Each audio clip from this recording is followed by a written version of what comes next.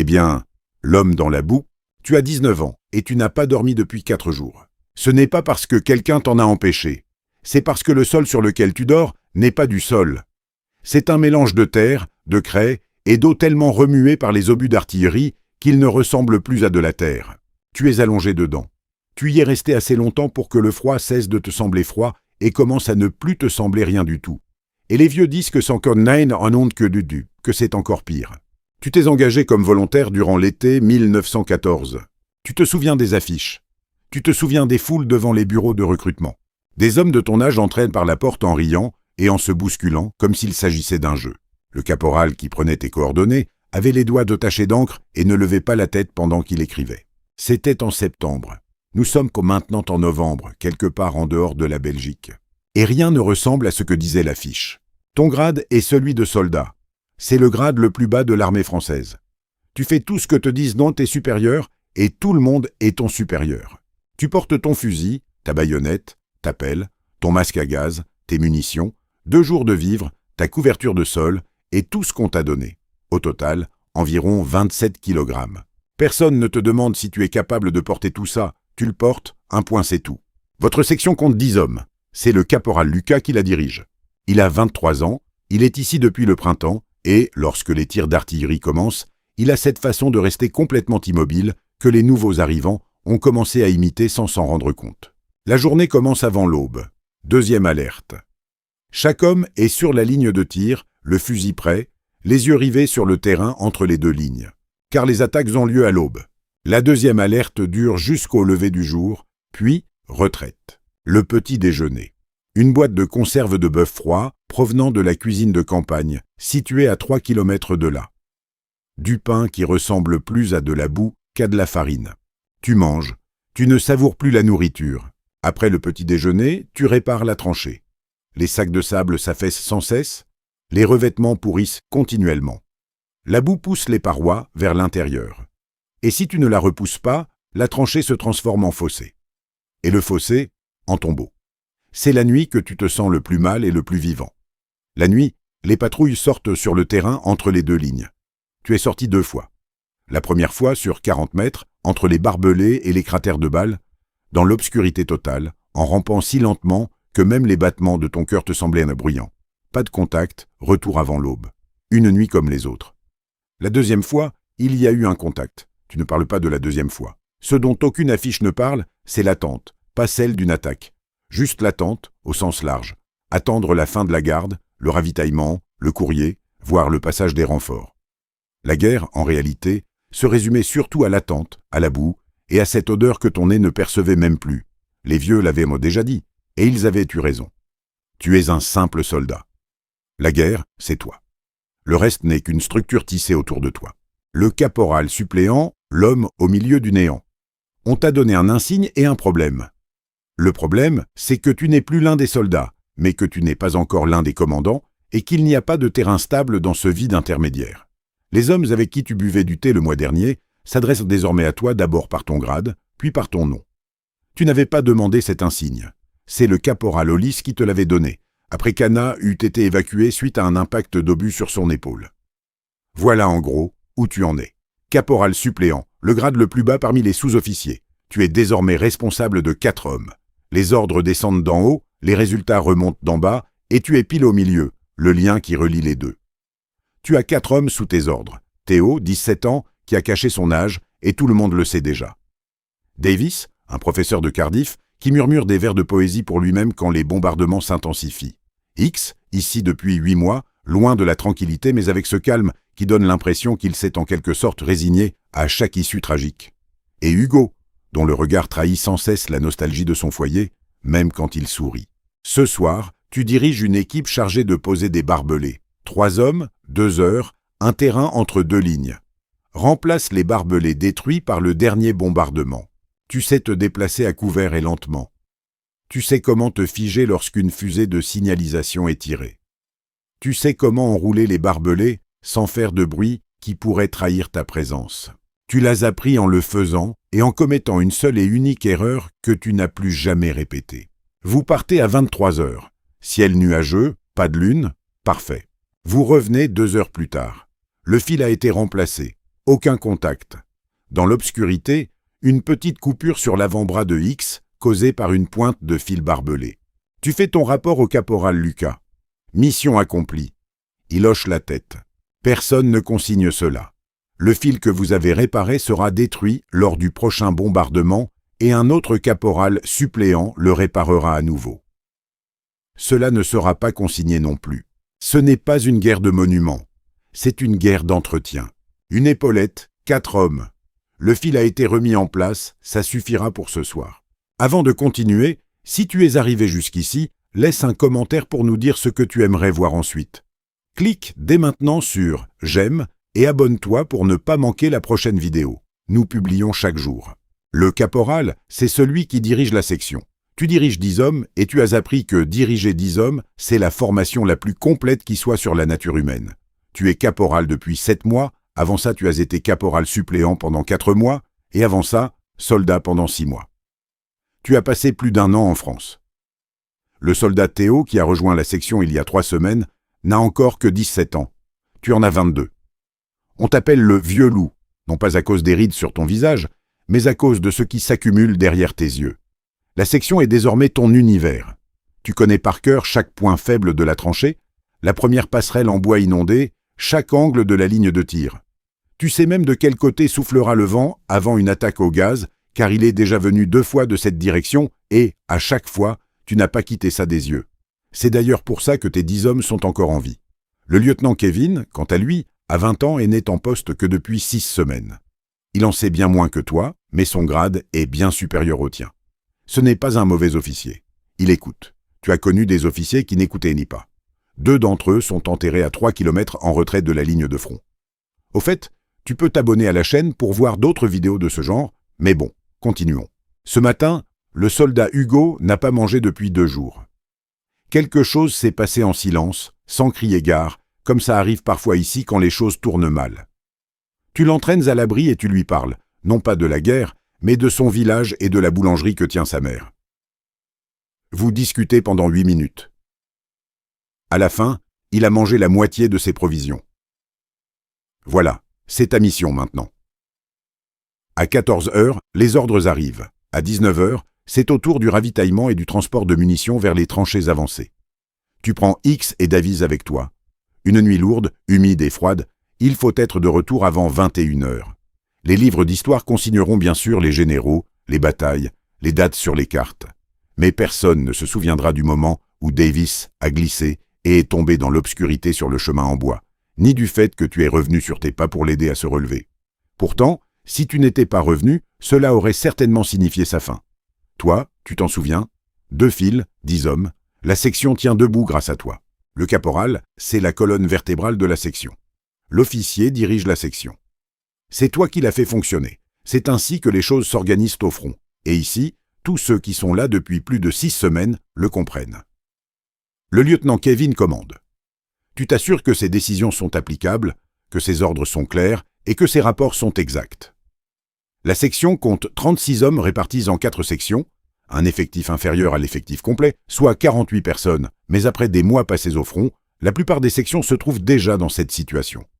Tu les connais tous, un par un. Tu sais qui tient bon sous le feu, qui a besoin d'un soutien dès qu'un certain type de tir commence. Tu sais aussi qui écrit une lettre à la maison chaque semaine et qui a cessé d'écrire. Et ce silence ne vient pas du fait qu'ils n'ont plus rien à dire. Elle a une toute autre raison. Et cette raison, c'est quelque chose que tu dois régler avant que ça ne devienne l'affaire de l'officier. Tu as été promu il y a 9 mois. L'ancien caporal Fabien est tombé le premier jour de l'offensive de septembre. Il fallait que quelqu'un prenne la relève. L'officier t'a choisi parce que tu le faisais déjà. Fabien était un type bien. Pendant les heures de service, tu ne penses pas à Fabien. Aujourd'hui, le 14, un ordre d'assaut sur les tranchées a été donné dans 3 jours. Un officier, 12 hommes, 2 mitrailleurs Lewis pour la protection des flancs. 2 sapeurs du génie royal pour s'occuper de la position fortifiée dans les tranchées ennemies. C'est toi qui es chargé des préparatifs. Avant de toucher la carte, tu élabores ton plan dans ta tête. Tu parcours le trajet de bout en bout, tu repères chaque point de faiblesse. Tu réfléchis à ce qui aurait dû être différent à partir de chacun d'entre eux. Tu as participé en personne à 3 assauts au cours de ce processus. La différence entre ce qui fonctionne et ce qui tourne au désastre ne réside souvent pas dans le combat lui-même. En général, cette différence se cache dans la logistique, le timing ou la communication. Le soir, en faisant le tour des tranchées, tu vérifies un par un l'équipement, le drainage et les munitions. Quand le soldat Théo te demande silencieusement s'il va participer au raid, tu lui réponds non. On lit le soulagement sur son visage, puis il en a honte au fond de lui. Tu poses brièvement ta main sur son épaule et tu ne dis rien. C'est exactement ce que l'instant exige. Il a 17 ans. Il participera à suffisamment de raids avant que tout cela ne soit terminé. 3 galons, 36 hommes. La section est prête. Le sergent-chef de section, le pivot. Tu es le sous-officier le plus important de l'armée française. Non pas en termes de grade, mais en termes de fonction. Le sergent-chef de section se trouve au cœur de toutes les décisions prises au sein d'une section. Au-dessus, les officiers qui donnent les ordres qu'ils jugent applicables. En dessous, les sergents qui géraient la réalité de la mise en œuvre. Et au milieu, c'est toi qui fais le lien dans les deux sens, comblant le fossé entre ce qui est prévu et ce qui est possible. Une section de fusiliers françaises au complet compte normalement 227 hommes. Depuis l'automne, vous n'avez jamais atteint cet effectif. Vous disposez actuellement d'environ 140 hommes. Les renforts arrivés la semaine dernière ont suivi une formation de base, mais rien d'autre. Ils savent porter correctement leurs fusils, c'est tout. Mais ils ne savent pas encore comment survivre dans une tranchée, car aucun centre de formation ne peut enseigner cela, car cela ne s'apprend qu'ici, en le vivant soi-même. Tu sers dans l'armée depuis 11 ans, tu étais déjà soldat de carrière avant la guerre. Tu as un cadre de référence. La plupart des officiers avec lesquels tu serves n'en ont pas. Tu sais à quoi ressemblait le bataillon en 1912. Tu sais aussi dans quel état il se trouve aujourd'hui. La distance entre ces deux images est un fardeau que tu portes sur ton dos, comme une pierre que tu essaies de lâcher, mais dont tu n'arrives pas à te débarrasser. Ta journée commence avant tout le monde. Alors que les officiers en sont encore à la deuxième sonnerie, tu as déjà repéré et corrigé le problème dans les tranchées de la section C, identifié l'homme de la deuxième section qui cache depuis 4 jours une blessure au pied, et vérifié que l'unité de ravitaillement d'hier soir a bien déposé les munitions au bon endroit. Rien de tout cela n'est annoncé, tout est simplement fait en silence. Ce matin, tu dois t'entretenir avec le capitaine Nicolas. 2 hommes de la 3e section n'ont pas dormi. Ce n'est pas une simple insomnie, cela dure depuis 8 jours. Cela a échappé à l'attention de leur sergent. Leurs caporaux ne l'ont pas signalé à leurs supérieurs. Les hommes ont dit qu'ils allaient y bien, car ils ne voulaient pas paraître faibles. Tu as déjà observé ce schéma auparavant. Tu sais où cela va mener, et cette fois, tu ne laisseras pas les choses se terminer ainsi. Le capitaine Nicolas t'écoute et te dit, en substance, de régler ça. Tu as d'ailleurs déjà un plan en tête. Aucun raid n'est à ton nom. La section tient le coup grâce à ce que tu fais discrètement, sans que personne ne s'en aperçoive. Le grade de sous-lieutenant, c'est le poids du sifflet. Tu as 20 ans, et la vie de 36 hommes est sous ta responsabilité. Tu n'es au front que depuis 6 semaines. Avant cela, tu as passé 3 mois dans un bataillon d'aspirants. C'était un programme de formation accéléré en temps de guerre, car le processus de recrutement des officiers d'avant-guerre était déjà clos lorsque tu t'es porté candidat. On t'a enseigné les tactiques, la lecture de cartes, comment rédiger un ordre de terrain et comment t'adresser à tes supérieurs. Mais on ne t'a jamais appris à quoi ressemble une tranchée à 4 heures du matin, ni comment décider s'il faut signaler qu'un homme de ta section s'effondre en silence ou si tu dois t'en occuper toi-même. En réalité, c'est le caporal Maxime qui dirige la section. Tu t'en es rendu compte dès la fin de la première semaine. Au 12e jour, tu avais complètement abandonné cette attitude qui consistait à ne demander son avis qu'en apparence. Ce n'était pas un échec. Au contraire, c'était la chose la plus précieuse que tu aies apprise en France. Cette nuit, c'est une attaque de tranchée. 12 hommes choisis par Maxime, plus 2 sapeurs. C'est toi qui commandes, ce qui signifie que tu es le premier à franchir les barbelés. Objectif: atteindre la tranchée allemande, faire un prisonnier, détruire la position de mitrailleuse fortifiée du 3e secteur et se replier en moins de 12 minutes. Tu pars à 22 heures. Le terrain entre les 2 lignes n'est pas celui que tu avais imaginé. Extrêmement lent ou extrêmement silencieux, extrêmement sombre, extrêmement humide. Les barbelés s'accrochent à ton uniforme, à des endroits que la répétition n'avait pas prévus. Tu atteins les barbelés allemands. Les sapeurs coupent les barbelés. 12 secondes. Tu entres. Le raid dure 14 minutes. La position ne se trouvait pas dans la 3e section, mais dans la 4e. Le genre d'erreur qu'aucun document de briefing n'a jamais mentionné, mais dont tu acceptes désormais qu'elle fait naturellement partie du métier. Tu t'adaptes instantanément. Un prisonnier est capturé, la position est neutralisée, 3 hommes sont blessés, mais il n'y a pas de mort. Le retour s'effectue à 22h20. Tu rédiges le rapport d'après-opération à la lueur d'une bougie. Ta main tremble légèrement tandis que l'adrénaline retombe. Tu notes les anomalies, 2 minutes de plus, 3 blessés. Mais tu ne consignes pas sur le papier ce moment critique où tout dépendait des 3 secondes suivantes, celui où tu as fait le bon choix. Lorsque tu as terminé, Maxime entre. Bravo, commandant. C'est tout. Et tu te rends compte à cet instant que cela suffit. Le sous-lieutenant, c'est un homme qui a survécu assez longtemps. 14 mois au front. Tu as 23 ans et tu es déjà vieux. Tu as été promu sous-lieutenant il y a 7 mois, après avoir observé le capitaine Alcott gérer une crise en mars. Cela t'a montré que, contrairement à ce que dit le manuel d'instruction que tu as entre les mains, tu avais véritablement compris ce qu'exigeait réellement ce métier. Tu ne parles jamais du mois de mars. Tu occupes actuellement le poste de commandant adjoint de la section. Les tableaux de service, les bons de remise d'équipement, les rapports de perte, les demandes de ravitaillement, tu es submergé par cette montagne de paperasse que produit sans relâche une section de 200 hommes. Lorsque la situation exige la présence d'un officier et que le capitaine Nicolas n'est pas disponible, c'est toi qui prends les devants. Ce que ces 14 mois m'ont appris, la guerre est avant tout un problème administratif. Ce qu'on voit dans les journaux, les attaques, les actes héroïques, n'est que la surface d'un ensemble presque entièrement constitué de logistique, d'entretien et de paperasse. Une armée avance parce que quelqu'un s'est assuré que les munitions se trouvaient dans le bon entrepôt, que les chemins de bois mènent au bon poste de liaison, que la cuisine de campagne soit bien placée. C'est toi cette personne. Tu portes aussi quelque chose que les nouveaux officiers ne portent pas encore. Pas des informations. Un poids. Les noms sur les listes des disparus ne sont pas que des noms pour toi. Ce sont des visages, des voix, l'air que prennent certains hommes lorsqu'ils s'apprêtent à faire quelque chose de difficile. Fabien, qui n'est pas rentré. Le lieutenant Farah, de la section B, affecté en même temps que toi. En août, elle a été tuée lors d'un raid qui a mal tourné, non pas par manque de courage ou de compétences, mais à cause d'une référence cartographique erronée. Tu ne partages pas cela avec les nouveaux officiers. C'est indescriptible. Avec le temps, ils se forgeront leur propre version, et la seule solution c'est d'être ici. Et ils sont là, et ils le resteront. Et cette nuit est calme. Avant la dernière lueur, tu marches le long des lignes de la section. Tu contrôles les sentinelles.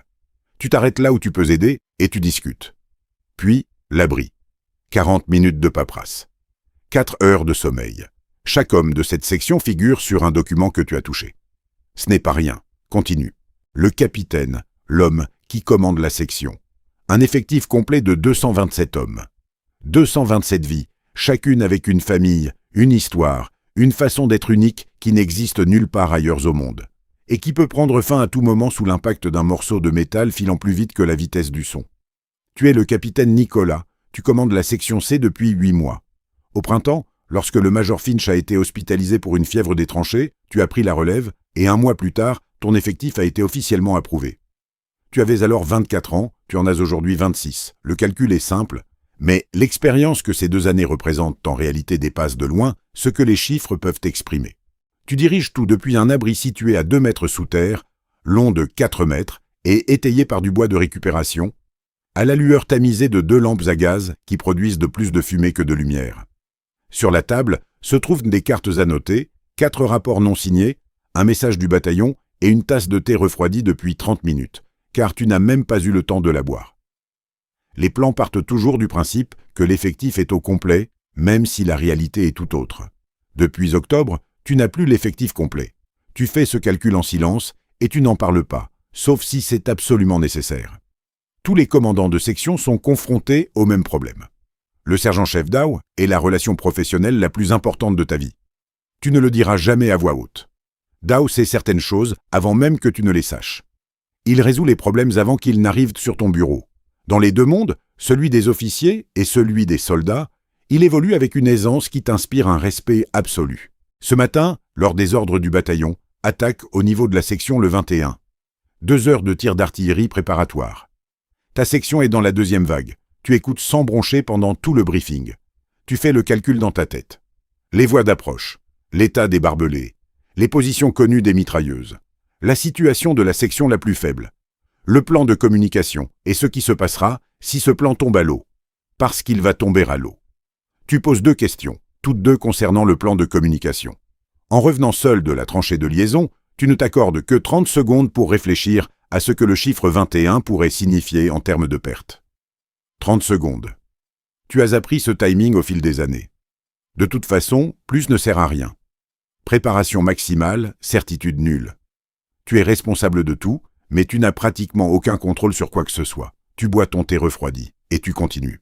Un lieutenant-colonel, c'est l'homme qui a une vue d'ensemble de toute la ligne de front. C'est toi qui commandes le bataillon.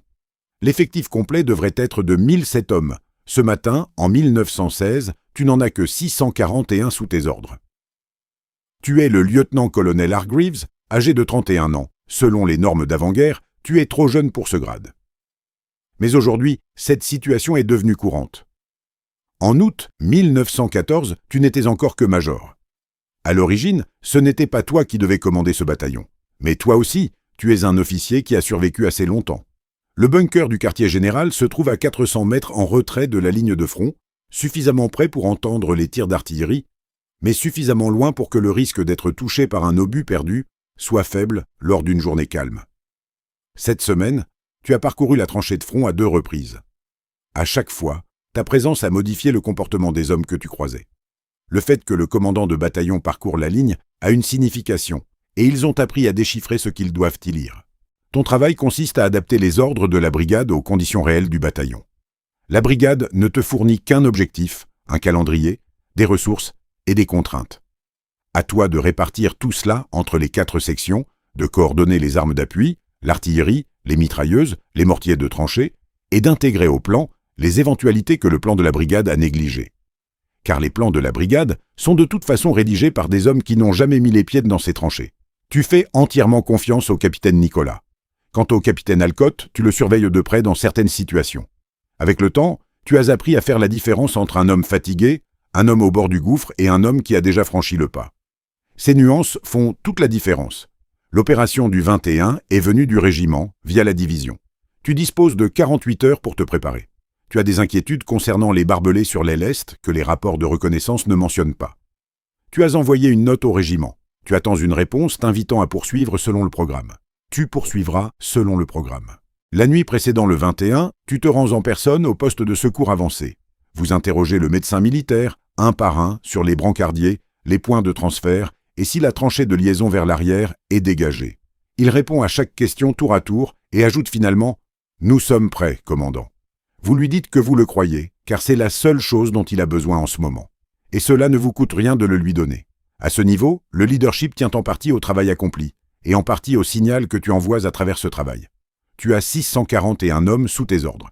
21 d'entre eux approchent. Ils tiendront la ligne, tu le sais.